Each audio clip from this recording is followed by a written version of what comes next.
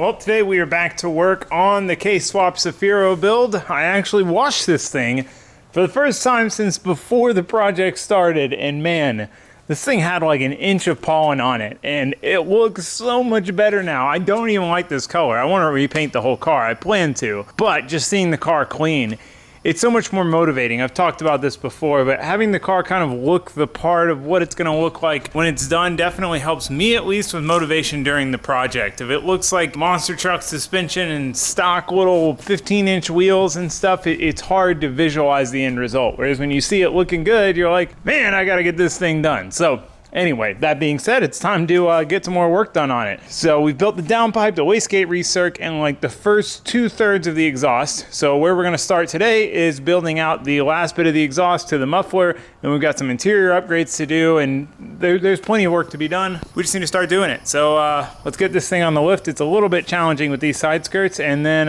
toss it up in the air and get to work. But just one more look at the old girl with clean paint. It's a pretty drastic difference. Pretty drastic.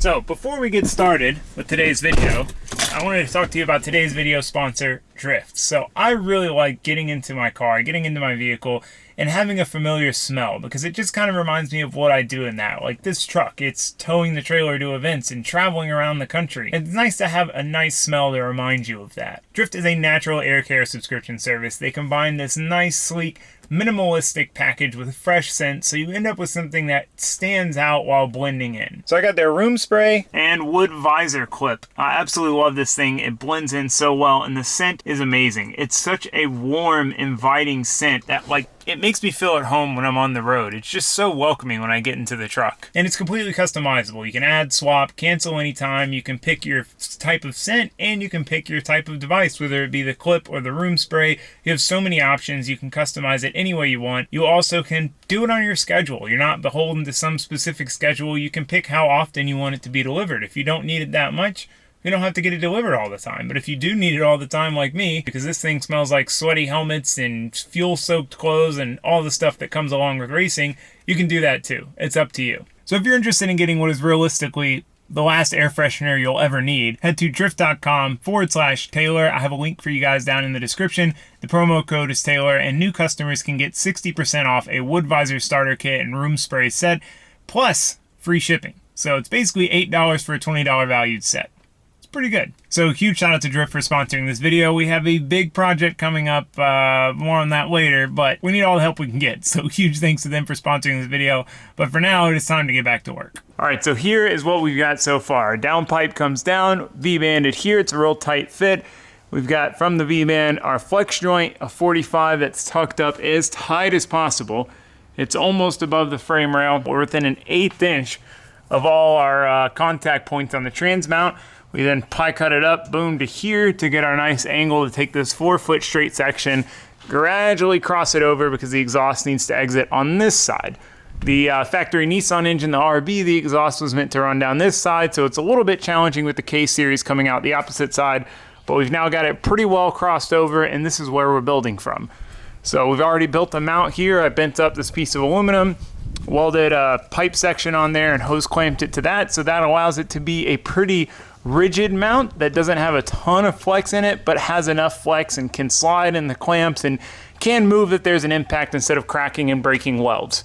So it's kind of a happy medium between a solid mount and a very flexible rubber mount. So from here, we need to put a V-band here, boom, weld that on, and then build out to our muffler and out the bumper here. So this is where the fit up's really gonna matter. Up there, it's all about ground clearance. Back here, it's about aesthetics. We're gonna wanna get this thing center. We're gonna have to build a custom mount. Moral of the story is we've got some work to do. So I think that's enough jibber jabbering about it. Let's get to work.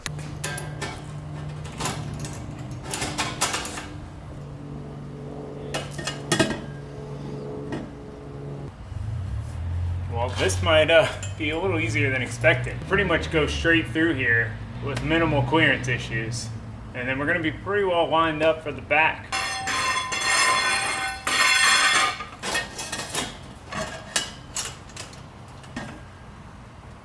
I wanna get the muffler and put it in position and see where we should cut this, how much of a jog we're gonna need to make.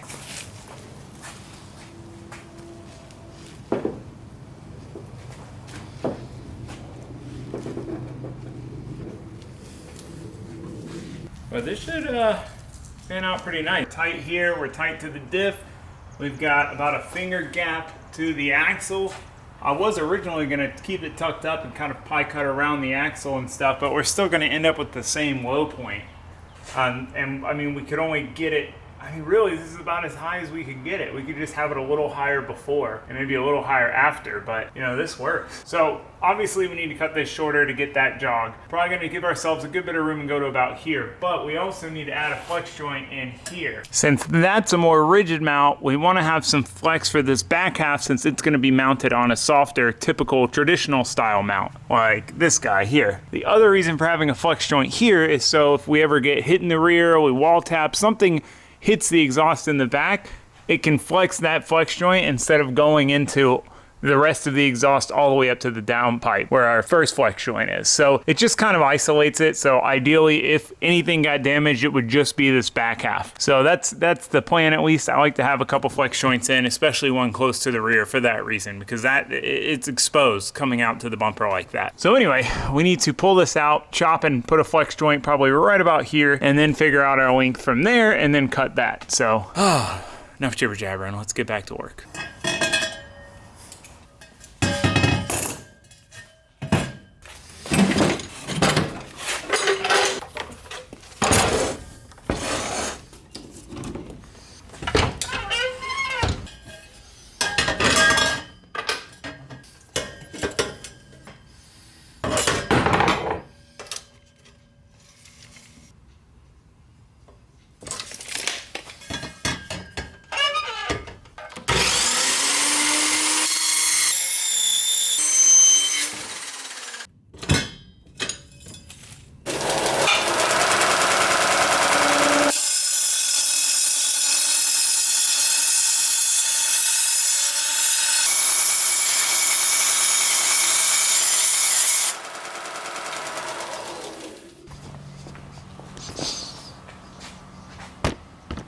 Bro, y'all see that thing? I don't know enough about steaks to know when they're good or bad. It's like, I mean, it's not huge, but it's gotta be 2 feet long. More than that. Well, they're on out of here, brother. Keep on keeping on.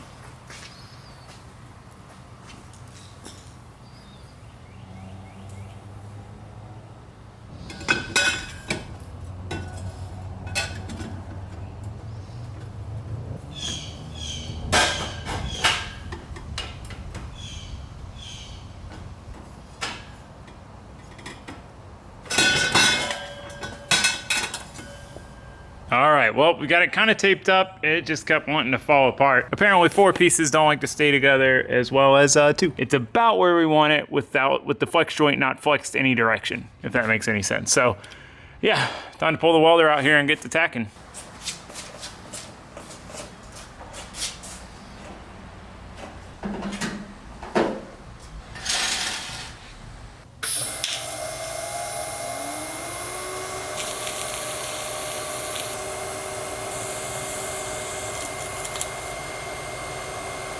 Of course, the wind picks up when we need to tack outside.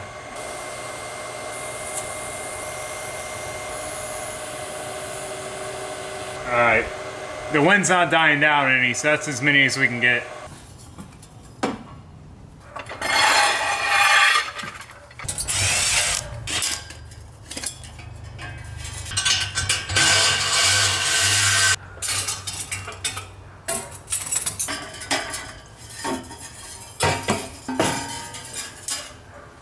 Oh, also, this is pretty exciting. I finally got a gas lens for my Fronius torch, so I can go back to using it.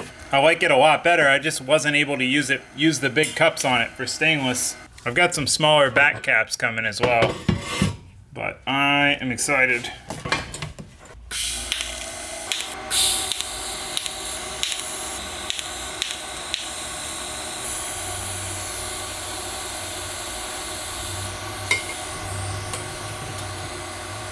I'm gonna go ahead and weld all this stuff out because it's pretty straightforward. That's not gonna change.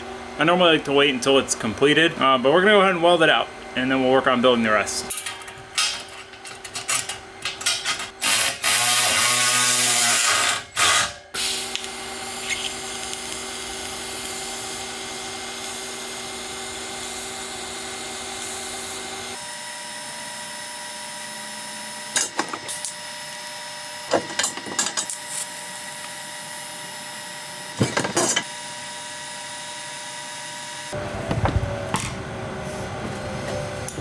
Alright, that one's done.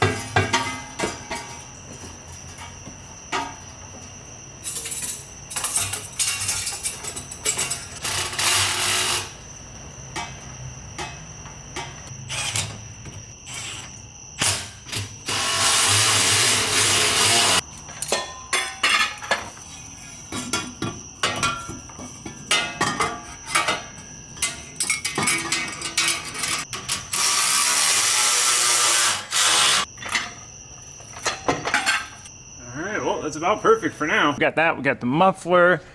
I'm kind of conflicted on muffler positioning if I want it tilted up. I mean, this is about where I want it. It's slightly tilted up, which will help us kind of get down. It's still higher than the rest of the exhaust there. So I think that's a pretty good position for it. It's about as high as we can go without worrying about melting the bumper. So now we just need to go from, what is this now? I normally say A to B, but we're well down the line. X to Y, something along those lines. So I think our best bet's gonna be to do a straight piece and some pie cuts. Boom, but we won't know until we try. So let's get some parts and pieces in there and see if we can't connect the dots.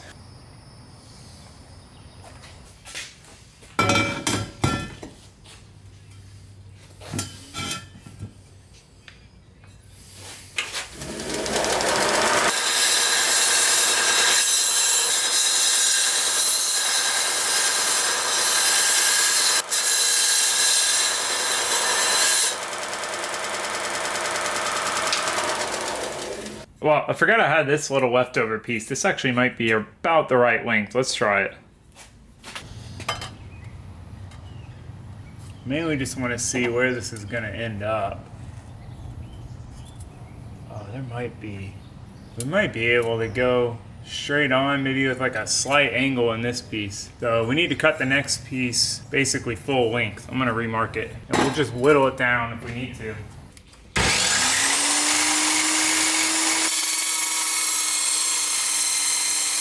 Well, every time I think this back half's gonna require some challenging bends and angles, like I thought I would have to do some cuts or some bends here to get everything straightened out. Definitely thought I would have to here, but as you can see, I just tested around with some different angles. Basically a straight pipe with a slight 5-degree angle on it, and we're almost dead centered back here. Oh man, it got a little more crooked. Oh no, I just screwed it up. Okay. It's tough because, I mean, it's a pretty, half a degree is gonna be like an inch out at the muffler. So I thought we were pretty dang centered, but you know what? Okay, all right. I'm trying not to go halfway on any part of this exhaust. Basically need to take off half a degree because I measured this out and it was 5.5 degrees, but trying to perfectly cut 5.5 into the pipe, it's tricky. So anyway, let's see. I'll get back to you. All right, perseverance paid off. We got it. We got a good fit up, about as good as it's gonna get. It shifted just a little bit. Why'd you do that to me? Tape, do your job. No gaps. And our muffler is centered. So I am gonna send that. We're gonna tack. It's good enough. No more tinkering. So hard when you're working around all the things that are holding the exhaust in that position you need it to be in to tack it. Trying not to bump them.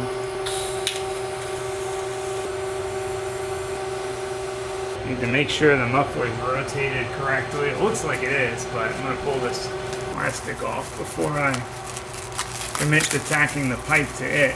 It's just slid in there right now. I think that's about right.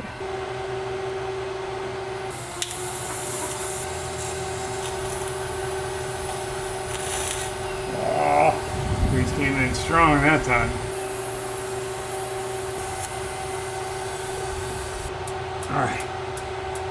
Got good fit up, muffler centered. I'm really happy with that. I'm so excited to look at it from underneath the car once it's all welded. The whole back half, I mean the whole back 2/3 ended up being so simple. And it's almost like I said, they're both satisfying. When you got to do a bunch of cuts and angles to get around things perfectly, like that's really rewarding. But it's also really rewarding when you can set yourself up to run almost straight all the way out. So anyway, I'm excited to weld it. I got this muffler. This is an eBay muffler. I've had pretty good luck with eBay mufflers. They sound good. I put one in the Subaru. I tried some different ones on the Miata. Why mess with what works, right? I got this one that has a silencer, so it's adjustable, so we can twist this and really quiet it up. So I am curious to hear the difference, like with and without, and with it like closed all the way and open. The reason for that is this is a street car. I know I talk about that a lot, but it's an important distinction to remember. And the plan is to go do some skids in Mexico. So the quieter you are when you're in Mexico, the less chance you have of the policia coming and busting up the party. So anyway, I'm curious to hear that, but obviously we got to get the dang thing running first. And before that, we got to weld this out. So let's pull it out, weld it out, and move on to some other projects.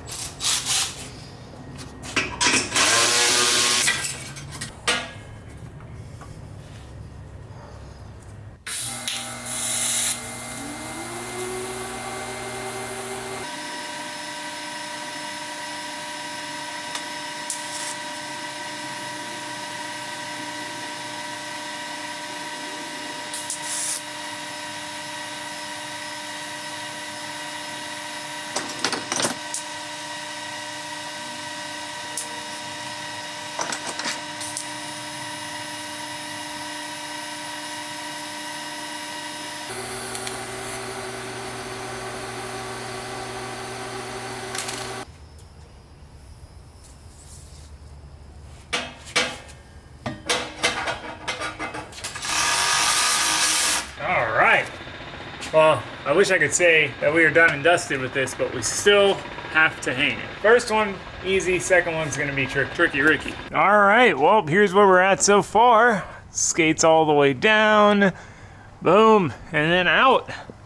I'm really happy with that. You know, right about a finger to the axle, so that's about what we want with clearance. Should keep it tight enough to be as high as possible and prevent scraping, but low enough to not rattle against things. So overall, very pleased with how this has come out. But we still have one more task to do. To finish this out, we have got to build mounts. So here's one of our factory rubber mounts. Kind of an awkward position compared to where an exhaust goes. And then the second one is up there, and it's kind of a really odd style mount. So we're gonna redo that. So I'm gonna go ahead and pull that bracket off, and we're gonna make a new bracket setup to run just a traditional style mount.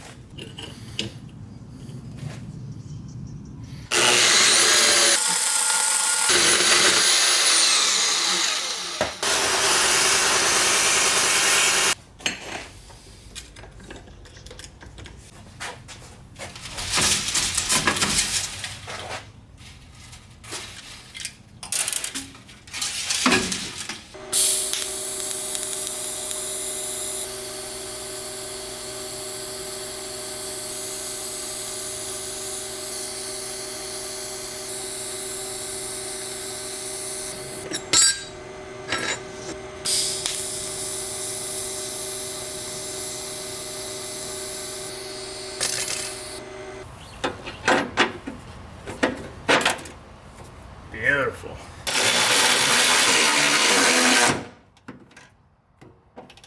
All right, sweet.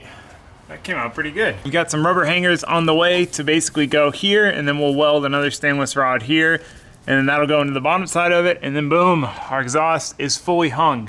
Now, I wanted to do a second one somewhere in here, but this one's so far over this way, so I might build a mount for here, but we'd have to drill and rib nut into the subframe, so I'd like to avoid that. I'm gonna see how it shakes out with just the one hanger, and then if I feel like we need to add another one, we will. I do like having a lot of hangers, so it's, you know, less stress on different parts of the exhaust, so I don't know, we'll see. But I mean, we have a hanger not that far back, so it might be all right. I don't know, but first we need to finish this hanger out, but to do that, we need the rubber hangers, which got delayed a day. So of course we don't have them. I mean, that's my fault, last minute Larry. So what I'm gonna do, I'm gonna zip tie it up because I wanna set it on the ground and just kind of see what it looks like from the bottom. But I've got another thing I'm real curious about. Let me get this tied up. Let's get the car dropped down and I'll tell you what I'm thinking, what I wanna know.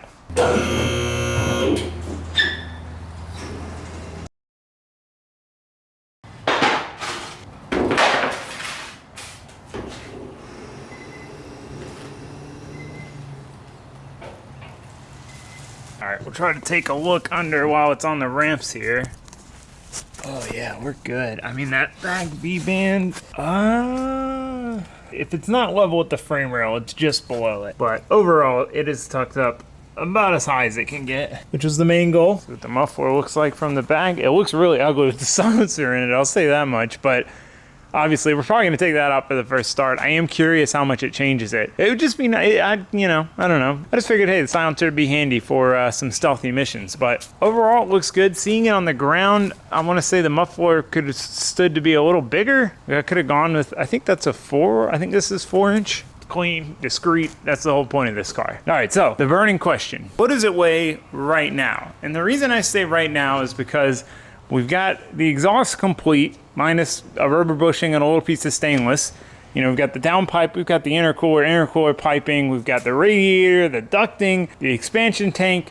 As far as the engine goes, we're missing a feed lines, oil, feed and return, and water lines to the turbo, water lines to here, power steering pump, that's probably 5 to 10 pounds, plus the lines for it, and the physical wiring. I would say that's maybe 10 pounds. 10 to 15. It's a very simple harness and ECU setup. We're also gonna drop some weight with seat stuff, but we're close. Moral of the story is we're close. The exhaust was kind of the last big thing I wanted to knock out before I tried to weigh it. So this isn't a final weight. I know that, but I have scales. I can weigh it anytime I want, might as well weigh it. So I'll put the numbers up here on the screen. I wanna say it was 2980 before. It was 29 something. With a real gnarly front bias. So I'm curious how much not only the weight has changed, but the bias has changed. So let's whip the scales out, let's see. This is exciting, I'm curious. I mean, it's either gonna be heartbreaking or really exciting, one of the two.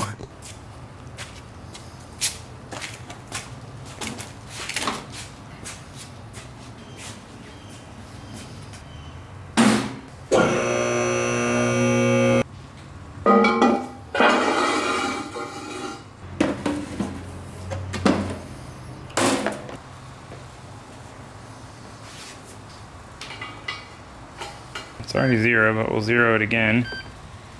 All right, post your guesses in the comments below. No cheating, no cheating. Remember, 29 something. You saw it, I haven't seen it yet. I don't remember exactly what it was. It was 29 something, and that was with an inline 6-cylinder RB20 2-liter. This is a 2.4-liter 4-cylinder. Aluminum block versus iron block, 6 versus 4. This is BMW ZF trans instead of an RB trans. I feel like that's gotta be a bottle wash. This is a 6-speed, that was a 5-speed.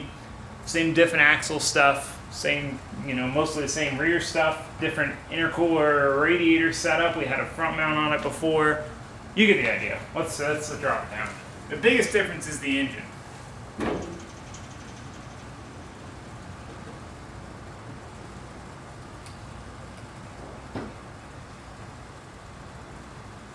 All right, we're off. Wow, dude. I can't, this is pretty mind-blowing. 2586. What's the, I always forget which button. 50.2% fronts. Almost dead 50-50 right now. Now, Obviously, a lot of the weight, get out of my face. A lot of the weight we're gonna add is gonna be at the front. I'll try to set the bumper and stuff on here because that's really the heaviest stuff that's yet to go on. The power steering pump doesn't weigh that much. The little wiring doesn't weigh that much. Again, we're gonna lose some weight with the seat. We're gonna be going from a stock seat to a bucket style seat. And I mean, really, it's just some lines and stuff. So all that stuff's pretty arbitrary. The main thing's gonna be the bumper, the headlights, the hood, which is fiberglass. But right now, I can never remember. Get me back to wheel weights. There we go. Wow, dude, that's pretty mind-blowing. 2587. In comparison, the last time I weighed the Miata, it was 2530. And that's a Miata. That's a race car. This, I mean, it's still got all this stuff. It doesn't have an AC compressor and condenser, because we got to work something out with that. We can't mount it with our rear-wheel drive pan, but I mean, it's still got all the AC controls. It's still got, you know, full interior, power windows, power locks, big giant passenger seat. That thing's got to be heavy. This probably isn't that heavy. We're probably not going to lose a whole ton of weight with this seat. Like switching from it, I mean, we might lose 20 pounds. But yeah, I mean, as you can see, like it's not in any way, shape, or form gutted. So that's pretty surprising. That's pretty surprising. And that's with the exhaust. So yeah, let me get the hood. We'll toss that on. I'll try to shimmy the bumper on here just enough to get a reading on it. We also had a steel hood on it before. So it is something to consider. I haven't actually set this hood on it since I did all the intercooler stuff. Stay on by itself.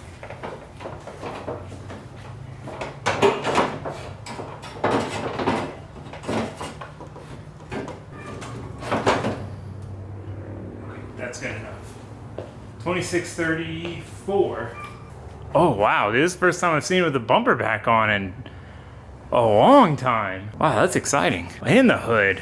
Oh man, that wasn't even my intention, but definitely looks a lot more complete. All right, so what is our percentage? 51.4% front. 2632 is where we're at. 2632. It's got about half a tank of fuel, but oil, trans fluid, diff fluid, we just might be under 2,700 all in for a complete running, driving 4-door sedan with full interior. Like, that's pretty impressive. I mean, I expected the LS Miata to be 24. Oh, no. All right, well, the bumper fell off. It wasn't really held on there by anything. 2611, 2630 with the bumper. The bumper was lighter than I thought it was gonna be. So to everyone who was like, I can't believe you're putting a 4-cylinder in a big sedan, she's not as heavy as you think. So with that, I'm signing off. That's gonna be it for this video. I hope to see you guys for the next one. We've got plenty more work to do, but we're running out of daylight. So for now, that's it. Thanks for watching, thanks for subscribing, goodbye. Well, a little update. I had enough time to knock these out tonight. So pretty satisfying. Coped it with the belt grinder to get a nice, good amount of contact weld on that one. Coped the joint there. Freaking AmeriBraid belt grinder, life-changing. And then we got the one back here. As soon as I went to tack that one on, I was like, that's not gonna be enough by itself. I mean, I knew that going into it. And I mean, that's a little over elaborate having the long thing, but it holds it plenty well. Undo the V-band and the thing just sits here. So we're good. She's hung. Okay, goodbye for real this time.